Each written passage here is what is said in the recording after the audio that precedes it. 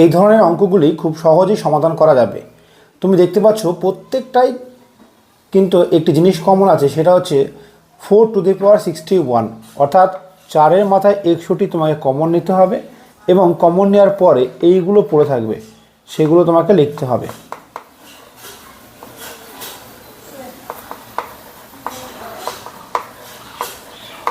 এবার ব্র্যাকেটে যেগুলি আছে সেগুলিকে যোগ করতে হবে এবং যোগ করলে হচ্ছে তোমার 341।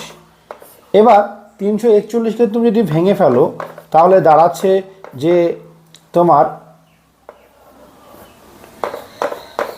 এইটা, অর্থাৎ 341কে ভাঙালে 31×11 হয়। সুতরাং এই